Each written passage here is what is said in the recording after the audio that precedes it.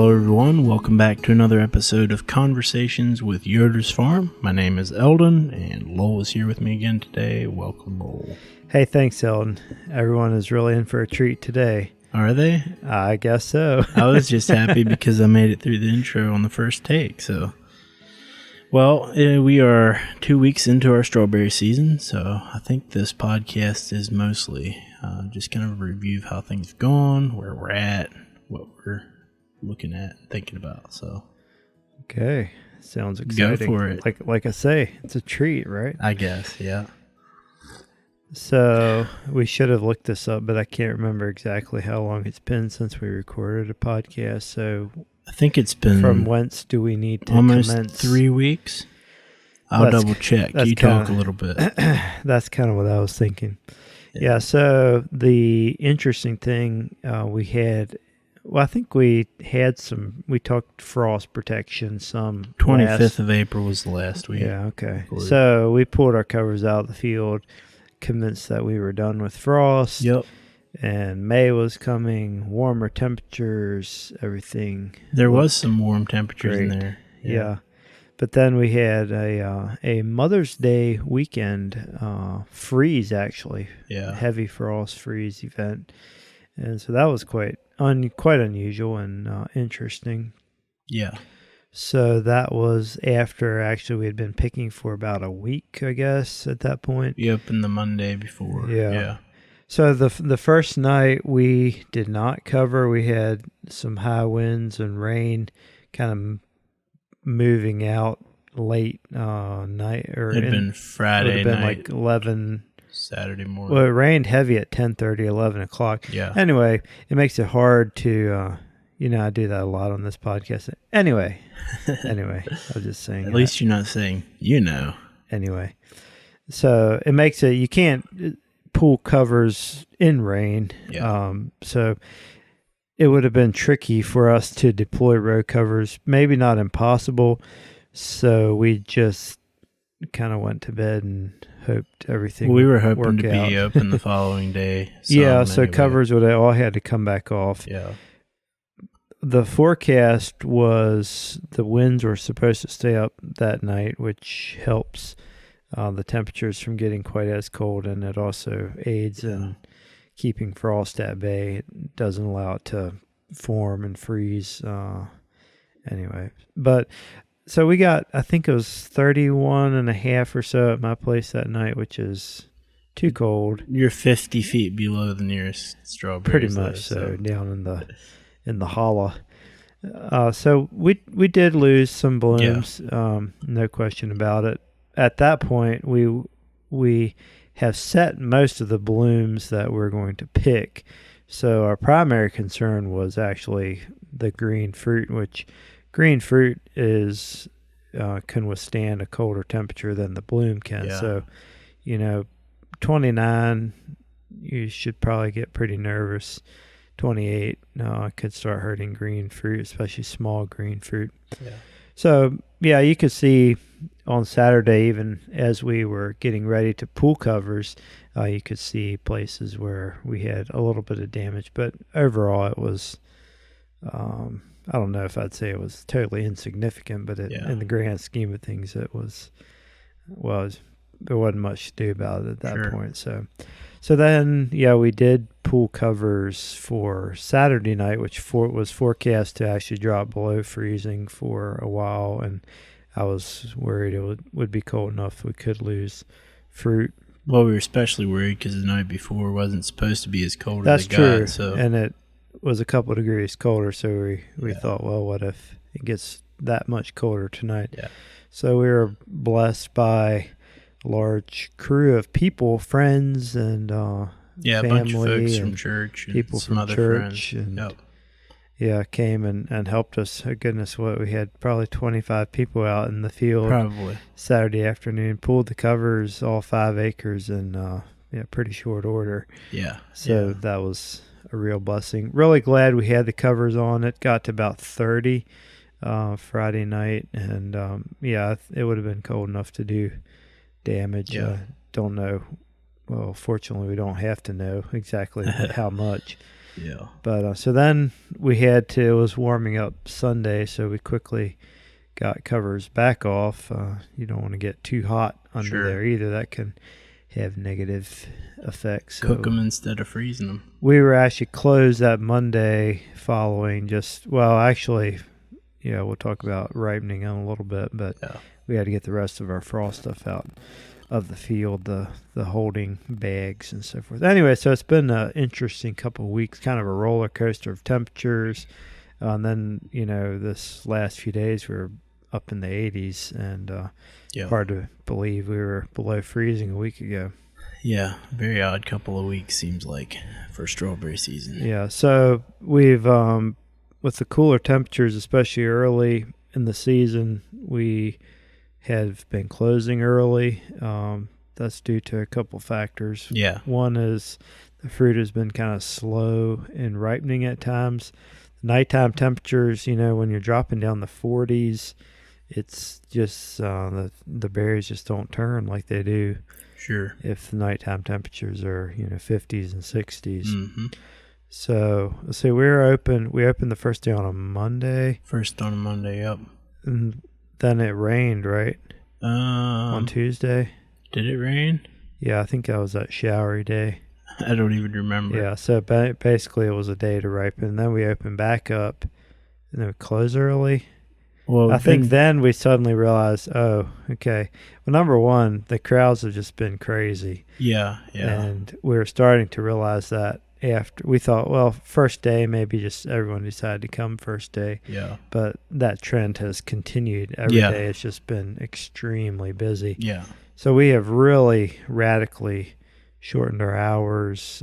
We did last week, and last close early. One day we just flat closed early, and that's due to a couple things. One, the numbers of people, and those cooler temperatures. There are less ripe berries, so we get picked out quicker. Yeah, it's a combination of all of those things together. But so anyway, I mean that trend has kind of continued even with the temperatures warmed up.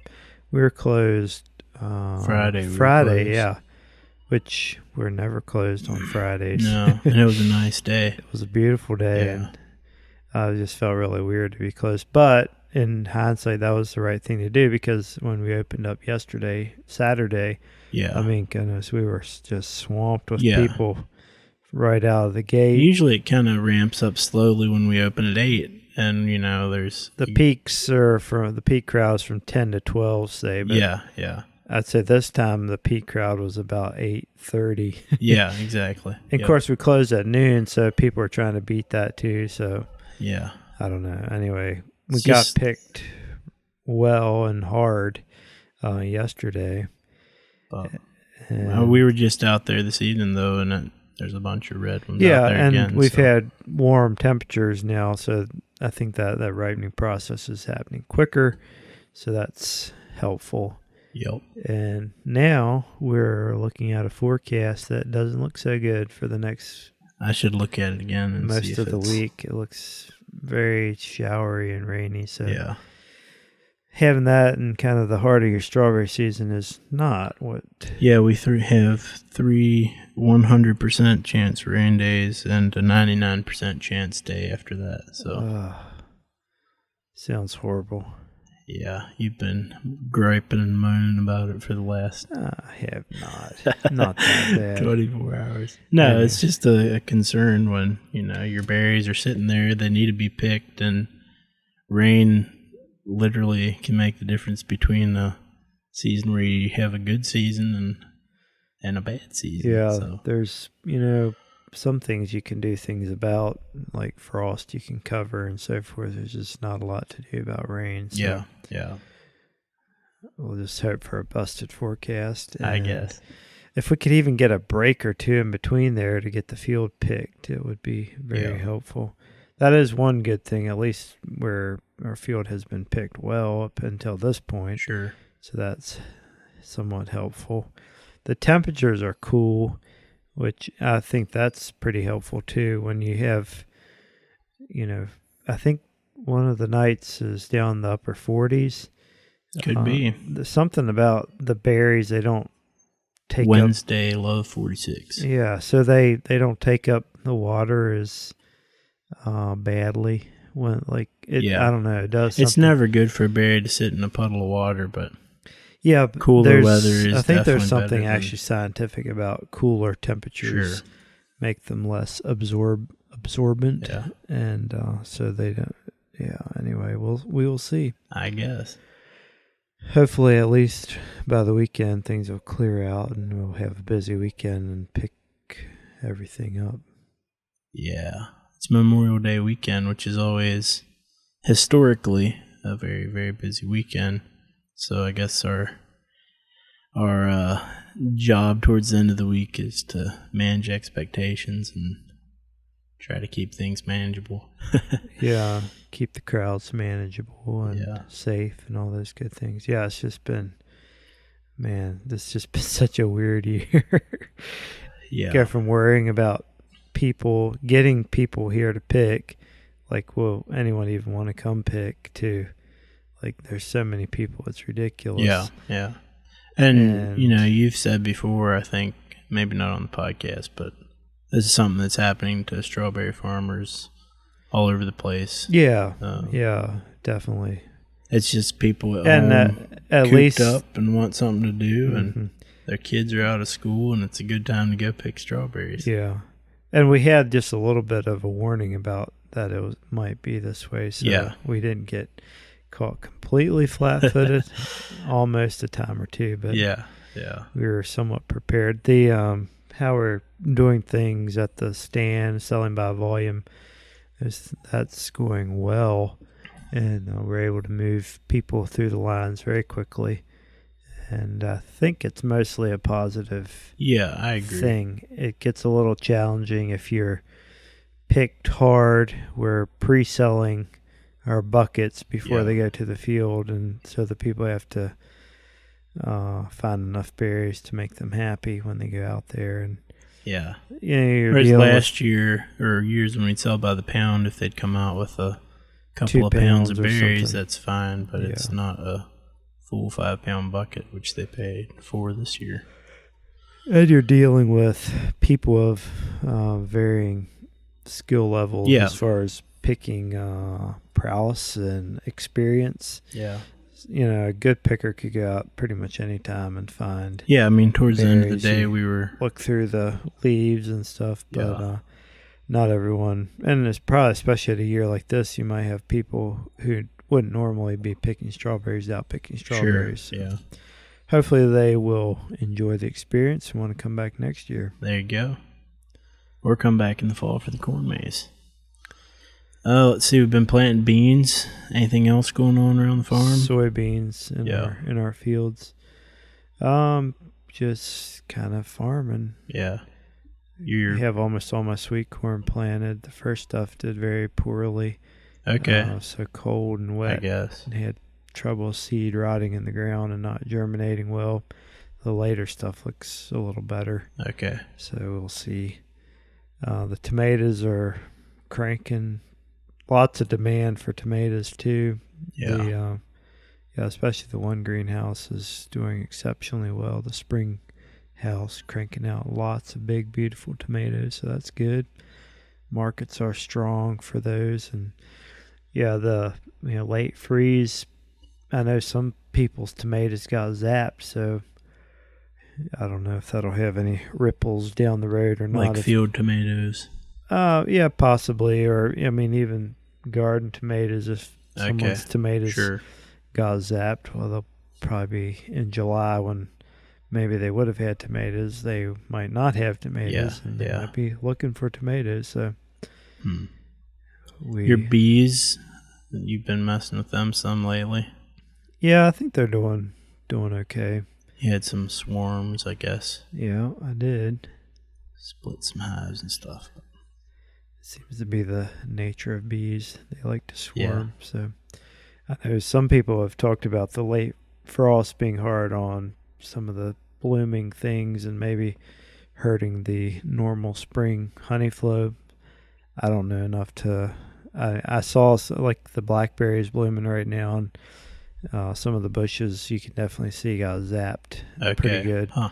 But I don't know enough to know what other stuff the bees are foraging on. Yeah. I So see other stuff blooming. Are you rated a year on your bees? I guess so, yeah. Yeah. Mm-hmm. So be interesting to see how that all works in the next couple months. Yeah, I'm hoping to have some honey supers on, so hoping to get some honey at least this year. So I didn't pull any last year. I let them have it all for their own use through the winter to get through the winter. Yeah. So yeah, it's been a fun hobby, and I'm learning a lot of stuff. Very good. Anything else we should talk about? I don't think so. It's about 8:30 on a Sunday night. Need to head out and wrap some other stuff up, I guess, before going to bed. Hopefully. Getting ready we're gonna hit the ground running tomorrow. Try to really do a lot of picking ahead of the rain. Yeah. Get our wholesale patch all picked up tight as you can. Green strawberries do a lot better during a rain event than red ones do. Yeah. So we have a few wholesale orders, and we'll be picking a lot for our store tomorrow. Hopefully we can get a bunch of pick your own folks out too, even if it's a little rainy. Yeah, I think the rain will be pretty light, but it probably won't be the prettiest day to pick. So. Yeah. All right. Well, if you made it this far, thanks for listening. As always, if you want more information about us or the podcast or whatever, head over to yodersfarm.com, and I guess we'll try to record another podcast in a couple of weeks. So thanks for listening, and we'll talk to you soon. Complain about the rain and see how bad it really was, right? I don't know. We had about 2 dry weeks ever since we opened, and the weather's actually been beautiful. Pretty much, except for those frost events. Yeah. But other than that, it's been dry and pretty nice. So anyway. All right. We'll see y'all next time. God bless.